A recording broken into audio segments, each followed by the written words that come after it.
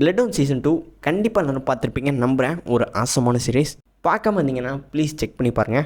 இந்த வீடியோவில் ஒரு ஆசமான ரிவ்யூ அண்ட் பிரேக் டவுனாக பார்த்துக்கலாம். சீசன் 2 இதனுடைய ஸ்டோரின்னு பார்க்கும்போது அவங்களுடைய யூனிவர்ஸை எக்ஸ்பேண்ட் பண்ணியிருக்காங்க. போன முறை இவங்க 2 பேரும் பாக்ஸிங்கில் இன்டர்மீடியட் லெவலில் தாங்க இருந்திருப்பாங்க. பட் இந்த முறை மெயின் கேரக்டர் வேர்ல்டு சாம்பியனாகவே மாறியிருக்காரு. ஹீரோ வேர்ல்டு சாம்பியனை அவருடைய ஃப்ரெண்டை பற்றி யோசிப்பீங்க. பட் இங்கே தான் ஒரு ட்விஸ்ட்டு.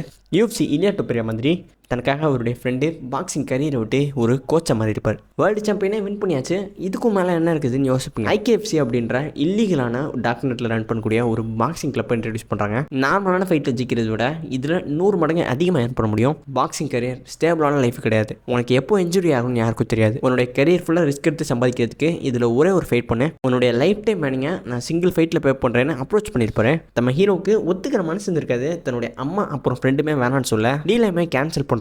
அண்ட் வில்லனை பற்றி சொல்லவே தேவையில்ல, ரொம்பவே ஈகோயிஸ்டிக்கான மோஸ்ட் டேஞ்சரஸ் கேரக்டர். நம்ம ஹீரோ வேர்ல்டு சாம்பியன் வின் பண்ணியிருப்போம் இல்லையா, அதே அப்போனண்ட்டை வில்லன் ரிங்கில் வச்சு காலி பண்ணிடுவாருங்க. டிஃபீட்னு யோசிப்பீங்க, பட் டிஃபீட் கிடையாது, லிட்ரலி கொன்றுவாரு. ஃபைட்டில் வின் பண்ண மட்டும் தான் ரிங்கிலேருந்து வெளில உயிரோடு வர முடியும். நம்ம ஹீரோ எப்படி ஃபைட் பண்ண ஒத்துக்க வைக்கிறாரு, அதுக்காக அவர் எந்த லிமிட்ஸ்க்கும் போவார்ன்றதை போர்ட்ரேட் பண்ணியிருப்பாங்க. நம்ம ஹீரோடைய அம்மாவை கடத்தி வச்சு பிளாக்மெயில் பண்ணியிருப்பாரு.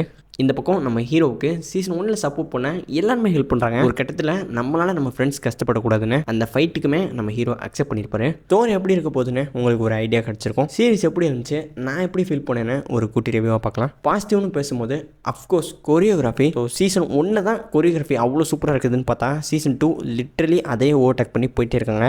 Best hand to hand combat கொடுத்துருக்காங்க.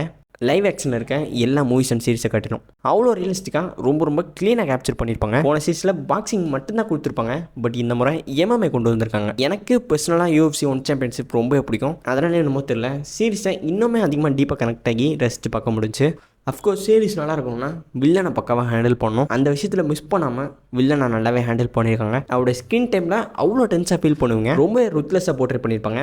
பார்க்குறதுக்கும் நல்லா இருப்பாருங்க. கிட்டத்தட்ட 2 மெயின் கேரக்டரையும் இந்த ஒரு வில்லன் ஓவர் ஷேடோ பண்ணியிருப்பாரு. அண்ட் வில்லனுடைய ஒரு மிகப்பெரிய ப்ளஸ் பாயிண்ட்டு அவருடைய ஃபைட்டிங் ஐக்கியம். தன்னுடைய ஆப்போனன்ட் மூவ்ஸை ஒரு புக்கு மாதிரி படிப்பாருன்னு தன்னுடைய கோச்சே சொல்லியிருந்திருப்பாரு. ஸோ வில்லனுமே சீசன் 2க்கு ஒரு மிகப்பெரிய ப்ளஸ் பாயிண்ட். அண்ட் சீரிஸில் நீங்கள் கண்டிப்பாக எங்கேயுமே லேகை ஃபீல் பண்ண மாட்டீங்க. அடுத்து என்ன நடக்க போகுதுன்னு அவ்வளோ ஃபாஸ்ட் பேஸ்ட்டாக ஹேண்டில் பண்ணியிருக்காங்க.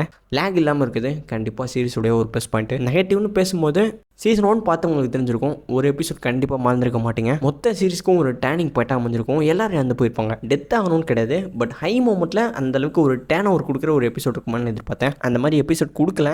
இதை மைனஸ்ன்னு சொல்ல மாட்டேன், பட் கன்சிடர் பண்ணிப்போம். அண்ட் ரெண்டாவது நெகட்டிவ், கண்டிப்பாக நம்ம ஹீரோடைய ஃப்ரெண்டு கேரக்டரை சொல்லி ஆகணும். சீசன் 1 மனுஷன் ஹேங் ஓவரில் இருக்கும்போது 30 பேர் கூட ஃபைட் பண்ணுவாருங்க. பட் சீசன் 2 அவர் ஃபைட் பண்ணுற ஆல்மோஸ்ட் எல்லா ஃபைட்டுமே தோற்று போயிருந்திருப்பாரு.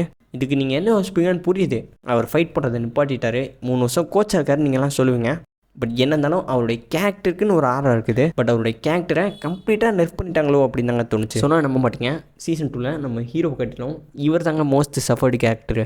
பார்க்கும்போது எனக்கு ஒரு டிசப்பாயின்மெண்ட்டாக இருந்துச்சு. ஸோ நெகட்டிவில் இந்த விஷயத்தை நான் ஆட் பண்ணியிருக்கேன். இவரை வீக்காக காமிச்சது மட்டும் இல்லாமல் அதிகமாக சஃபர் ஆகிற மாதிரி காமிச்சிருக்காங்க. அடுத்த சீசன் ஒரு ஸ்ட்ராங்காக மாறதுக்கு ஒரு அடித்தளத்தை கொடுத்துருக்காங்கன்னு நம்புகிறேன். சீரிஸ் முடியும் போது 2 பேர் சேர்ந்து ஸ்ட்ராங்காக மாறலாம்னு சொல்லியிருந்திருப்பாரு. ஓவரால் பிளட் ஹவுண்ட் சீசன் 2 ஒரு மஸ்ட் வாட்ச் சீரிஸ். கண்டிப்பாக மிஸ் பண்ணாதீங்க, அவ்வளோ சூப்பராக இருக்குது.